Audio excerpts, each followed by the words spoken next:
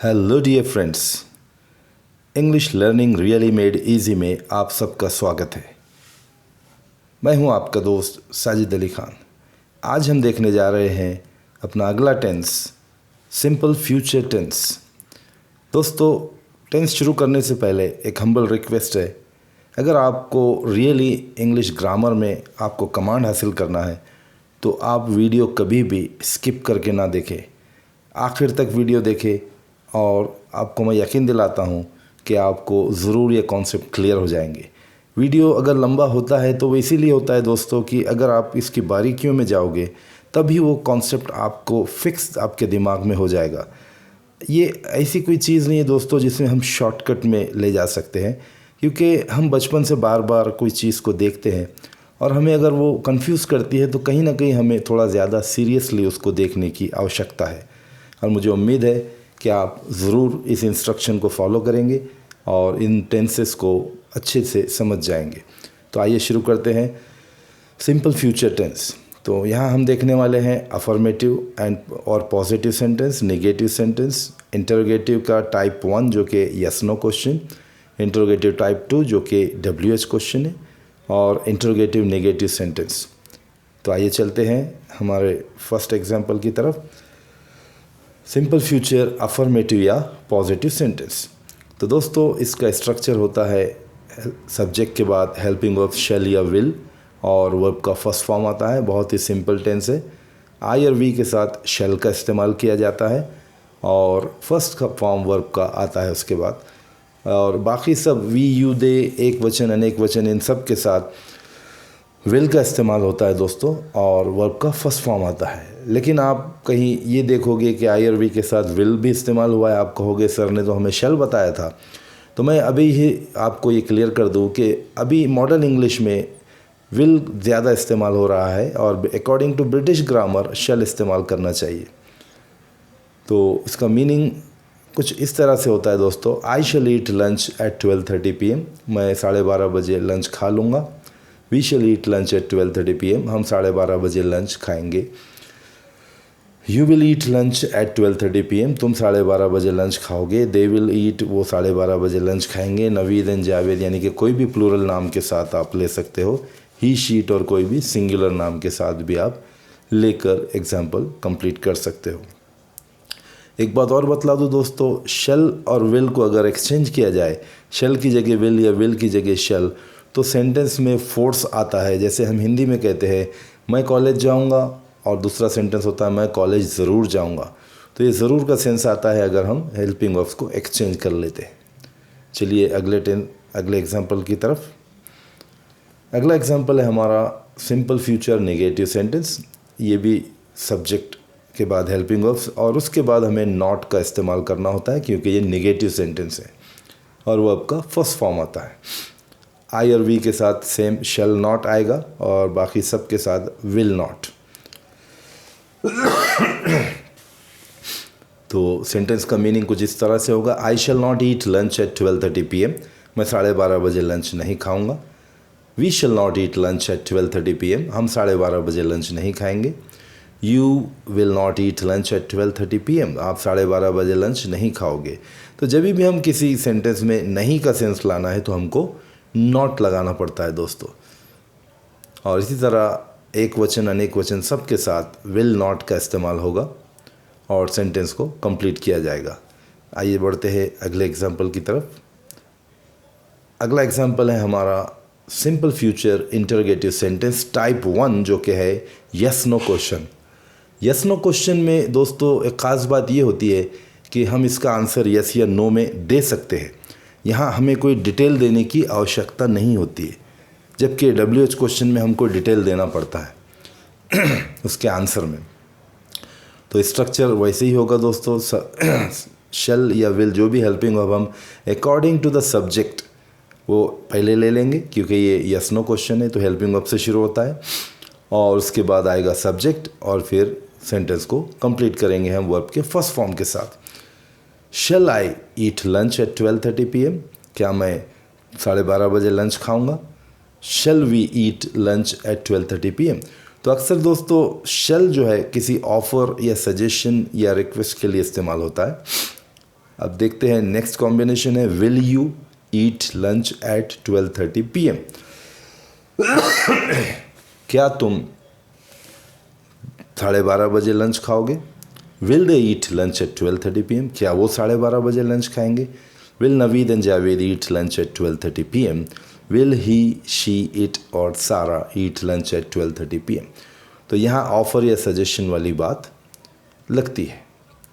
और इस तमाम टेंस के एग्जाम्पल्स हम जो देख रहे हैं ये फ्यूचर या भविष्य की बात करते हैं।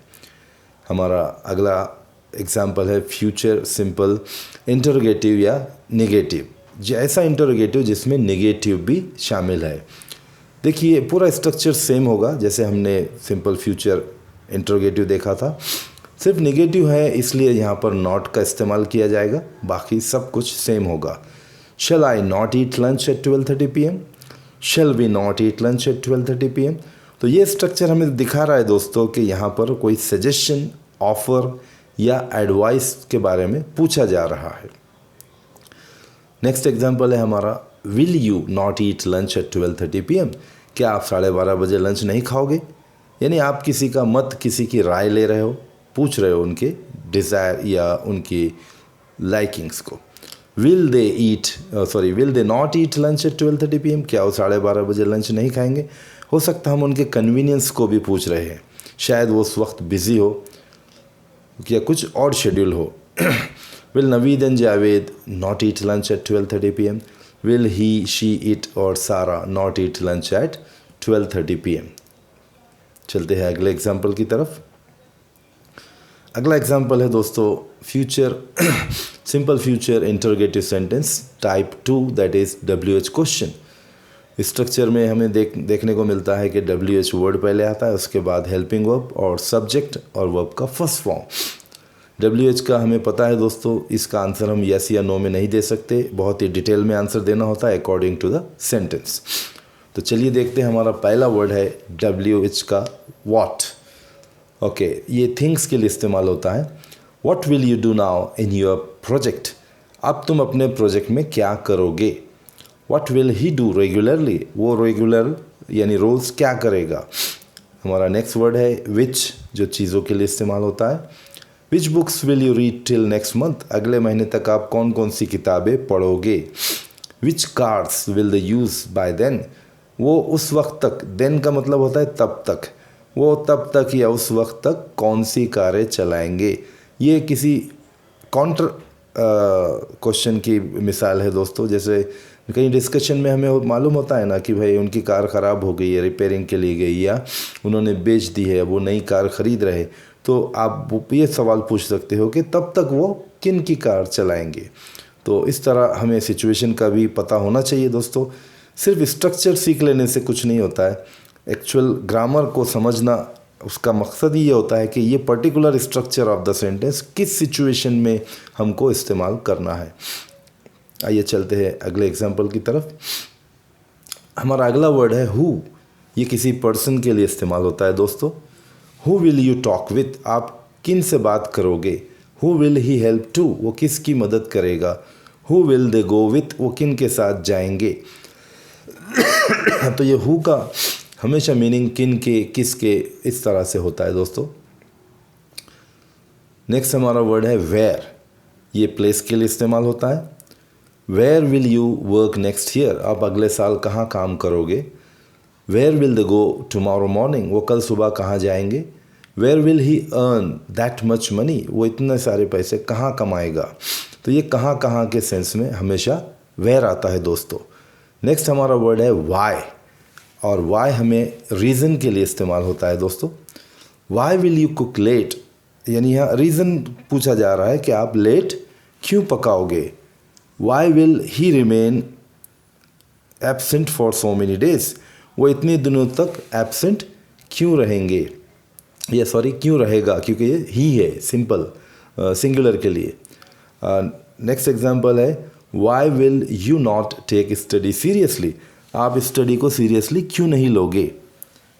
हमारा अगला एग्जाम्पल है दोस्तों व्हेन ये समय या वक्त के लिए इस्तेमाल होता है। When will you get free tomorrow? आप कल कब फ्री हो जाओगे। When will you work on that project, आप उस प्रोजेक्ट पे काम कब करोगे। When will we meet there, हम वहाँ कब मिलेंगे। तो देखिए व्हेन हमेशा इसका मीनिंग होता है कब। नेक्स्ट वर्ड है हाउ, ये किसी चीज़ के मेथड के जानने के लिए इस्तेमाल होता है। कोई चीज़ किस तरीके से की जा रही है उसको जानने के लिए हाउ का इस्तेमाल होता है। How will you complete that much syllabus in such a short time, आप इतना सारा सिलेबस इतने कम वक्त में कैसे कंप्लीट कर लोगे। How will you do that project, आप वो प्रोजेक्ट कैसे करोगे। How will he teach so deeply and interestingly, वो इतने डीपली और इतना अच्छे से इंटरेस्टिंगली दिलचस्पी से कैसे पढ़ाएगा। नेक्स्ट हमारा वर्ड है दोस्तों हुज़, ये किसी की मिल्कियत, किसी का ओनरशिप जानने के लिए इस्तेमाल किया जाता है।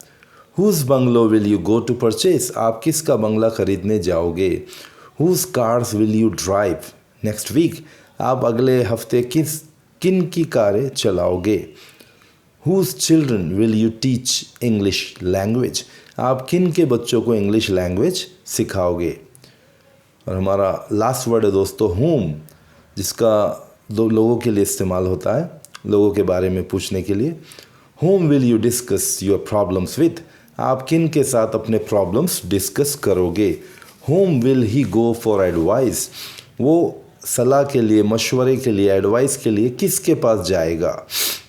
Home shall they meet in afternoon, वो किन से मिलेंगे। देखिए दोस्तों मैंने यहाँ डेलिबरेटली शेल का इस्तेमाल किया है, आप भी कर सकते हो ज़रूर के सेंस में।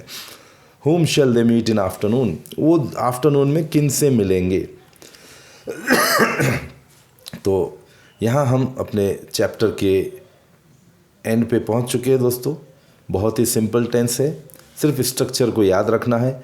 और सबसे ख़ास बात यह है दोस्तों कि ये कौन सा स्ट्रक्चर किस सिचुएशन में इस्तेमाल होगा, ये जानना बहुत ज़रूरी है। उम्मीद करता हूँ आपको मेरे वीडियोस पसंद आ रहे हैं, समझ में आ रहे हैं। अगर आपको मेरे वीडियोस अच्छे लगते हैं दोस्तों तो ज़रूर इनको शेयर कीजिए, लाइक कीजिए, सब्सक्राइब कीजिए। और आपके कमेंट्स मुझे बहुत अच्छे लगते हैं। मैं जानना चाहता हूँ कि आपको अगर और इम्प्रूवमेंट चाहिए मेरी टीचिंग में तो आपके कन्वीनियंट के हिसाब से आप ज़रूर मुझे लिखिए। मैं अगले टॉपिक्स के बारे में आपसे जानना चाहता हूँ, आप किन टॉपिक में वीडियो देखना चाहेंगे। आपके कन्फ्यूजन्स अगर कुछ होते हैं तो ज़रूर मुझे कमेंट कीजिए, मैं उसको रिप्लाई करूँगा और कोशिश करूँगा और आगे का वीडियो आपके लिए और ज़्यादा से ज़्यादा कारामद साबित हो, ज़्यादा से ज़्यादा बेनिफिशियल हो। और इसी उम्मीद के साथ आपसे विदा लेता हूँ। मिलते हैं अगले वीडियो में एक नए टॉपिक के साथ और दिलचस्प डिस्कशन के लिए मैं ज़रूर आपका आभारी रहूँगा। आपने अपना कीमती समय मुझे दिया। Thank you so much for giving your precious time.